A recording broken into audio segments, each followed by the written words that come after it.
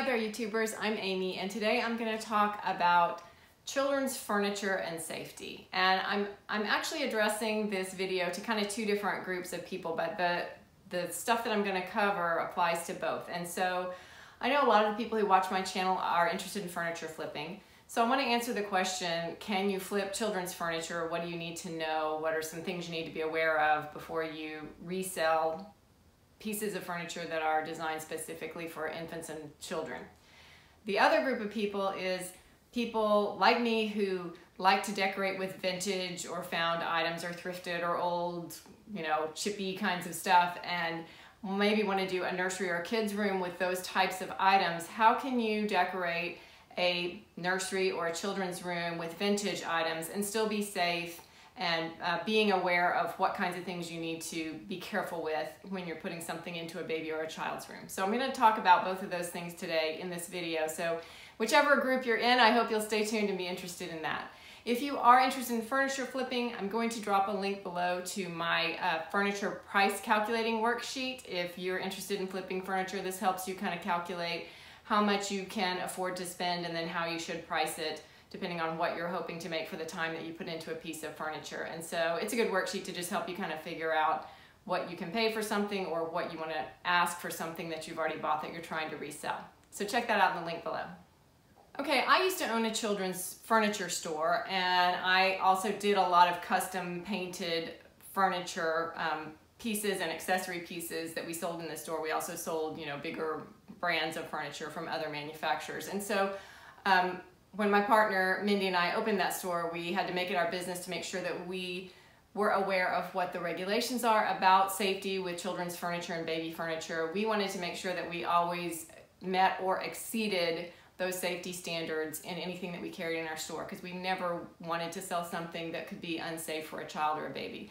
And you, as a furniture flipper or a person decorating your own house, of course, you want to just be aware that what you're selling or what you're putting in a room is going to be safe and not have a chance of harming children in any way. You want to make sure that you're just being aware of what's safe and what's the best practice for working with these types of items. The governing body that makes regulations about this kind of stuff is called the Consumer Product Safety Commission in the United States, or the CPSC. And they release, and now it's online, but they have, tons and tons and tons of ordinances about all kinds of stuff that people can sell and manufacture and what the safety standards are in this country. And so there are a few areas where I want to touch on mainly for children's rooms. One of them is cribs.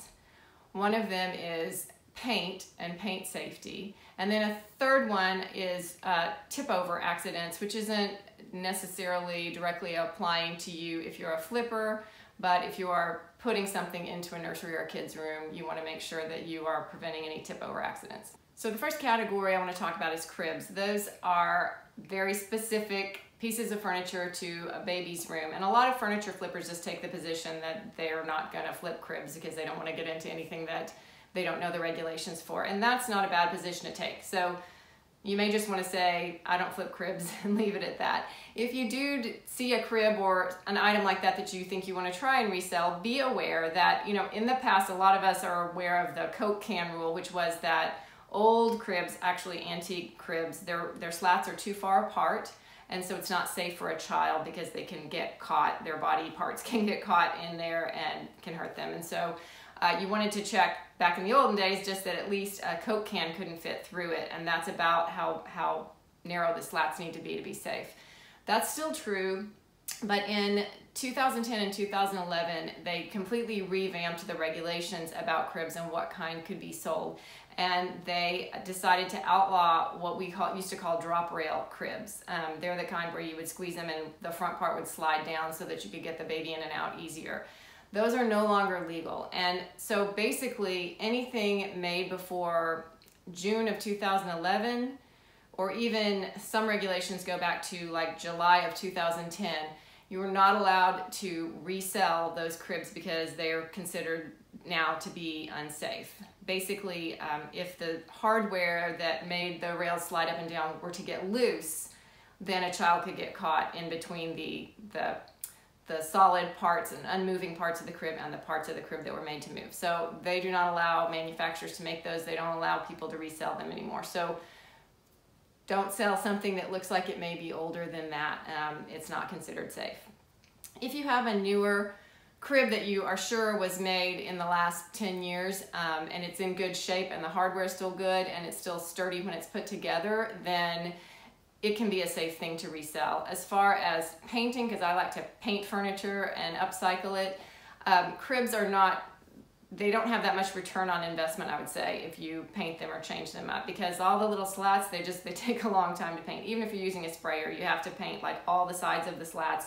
I used to do this for our store, so I know it takes a while. You have to get them from every angle and get them completely around, and so it's kind of a lot of work for how much you can end up selling a crib for. So there's probably not much money in it. And then I'll talk in a minute about paint safety and what kind of paints you would need to use if you did decide to paint a piece of children's furniture. But just know that you definitely need it to be, 10 years old or newer in order for it to even comply with current safety standards and what's legal in this country. And so kind of make sure of that. Things like toddler beds, which are sold when kids are a little older, they are less regulated. They still need to have some of the same safety kinds of things like toddler beds and cribs. You're not supposed to have the end caps come up more than just a little bit so that a child who has like a pacifier or a string on their hoodie or something can't get caught in that. So you can't have, we used to have cribs that were that had high finials on the ends, and you're not supposed to do that anymore if it's something that the baby could get something caught on. So that's another issue that you want to make sure and look for. Other types of furniture that are specific to baby and kids rooms, like changing tables, I mentioned those in another video. It's basically a dresser that has a place to put a little changing pad and things on it. Sometimes they're bi-level so that you can have the changing pad and then have higher drawers on the other end. But they can be used as regular dressers, and they also can transition into a kid's room. If they have a hard changer top that is removable, then they can be used later just as a regular dresser. And so those are perfectly safe to resell and to paint. You want to make sure if you're putting a dresser in a kid's room, and I'll touch on that in a minute, that you are attaching it to the wall to make sure that it never will tip over on a child.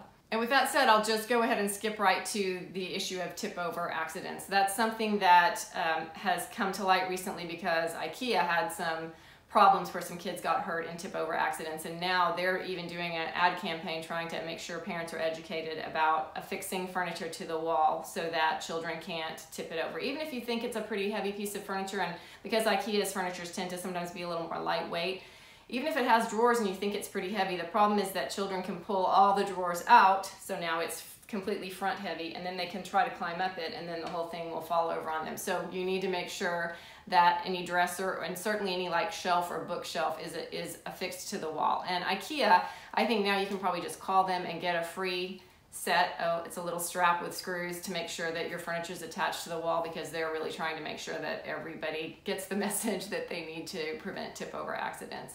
If you are selling a piece of furniture that you have painted pink or something specific to go in a juvenile room, I would recommend that when you sell it to someone, you just remind them that it's important to affix something like that to a wall, a shelf, or anything like that. That'll just help make sure that all babies and kids are safe. And if you're doing this in your own nursery or baby kids room, for sure, make sure that you're attaching those things to the wall. So the other area I said I was going to touch on quite a bit is paint safety. And this is an area where we have to look at what kind of paint was used and whether it's safe in kids' rooms.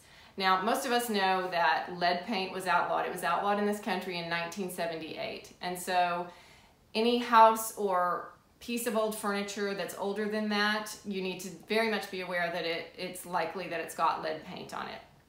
And the thing that a lot of us don't know is that there's still lead paint being sold in other countries, even for industrial applications. It's mostly residential paint that got regulated.